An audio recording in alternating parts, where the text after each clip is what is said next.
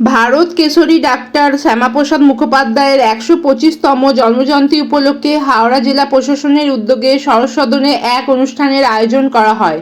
উপস্থিত ছিলেন রাষ্ট্রমন্ত্রী উমেশ রায়, বিধায়ক রুদ্রনীল ঘোষ, জেলাশাসক P Deepapriya, police commissioner Akhilesh Chaturvedi, পুর কমিশনার তেজস্বী রানা প্রমুখ।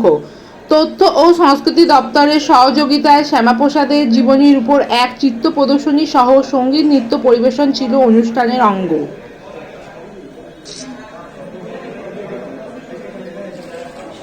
আপনাদের সকলকে জানাই আন্তরিকভাবে স্বাগত।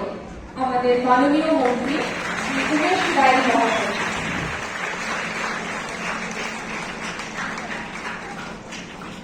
সব জায়গাতে আমাদের এই অনুষ্ঠানটা আজকে আইএসিএন এর তরফ থেকে অনুষ্ঠানটা করা হয়েছে। শুধু অফিসগুলো নেই, আমাদের বিভিন্ন এডুকেশনাল ইনস্টিটিউশন, আজকে আমাদের স্কুল, কলেজ, সব জায়গাতে আমাদের মূলত doctor Shyama Prasad Mukherjee life history owner माता के आज भारत के ऐसे एक महान व्यक्तित्व के 125वें जन्म जयंती के उपलक्ष्य में हम लोग यहाँ उपस्थित हुए हैं, जिनके जीवन के बारे में अगर चर्चा की जाए तो मुझे लगता है कि एक सारा दिन कम पड़ जाएगा।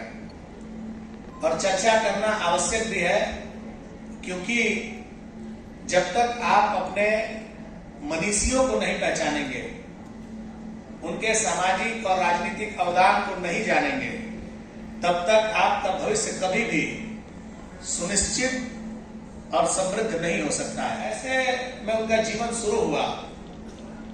जीवन की उपलब्धियां अगर आप कहेंगे तो एक अच्छे शिक्षाविद जो 33 साल की अल्प आयु में कलकत्ता विश्वविद्यालय के उपाचार्य बनते हैं। राजनीति में भी इतने महत्वपूर्ण थे कि उन्होंने कई कई मंत्रालयों का भार भी संभाला।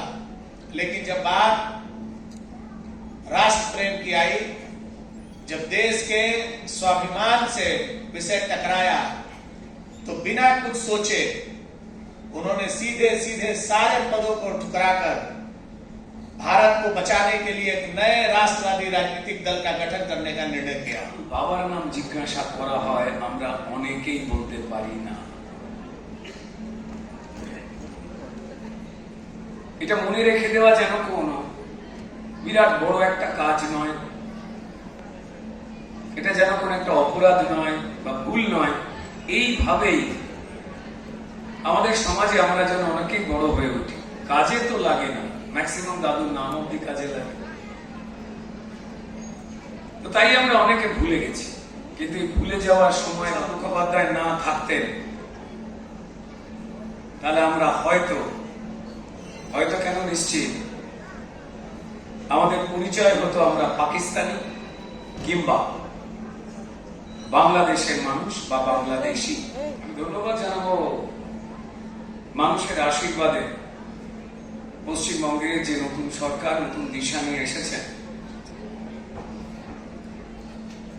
তারা প্রথম আমাদের ইতিহাসে আমাদের শক্তিকে যা বিস্মৃত করে দেওয়া হয়েছিল তা আবার আমাদের সবার জন্য পুনর্নির্মাণের কাজে ব্রতী হয়েছেন। সেই জন্য ধন্যবাদ জানাবার জন্য। এই প্রসঙ্গে বলতে গেলে অনেক কথা বলতে হয়, কিন্তু কত কথা বলবার প্রয়োজন নেই আপাতত। আমার মনে করি অন্যরা আছেন, বলবেন কিছু। কেন এত কথা বলবার দরকার হচ্ছে তার কারণ ওনার সম্বন্ধে বাস্তবে আমরা কিন্তু খুব বেশি জানি না। কেন জানি না তার কারণ ওনাকে জানতে দেওয়া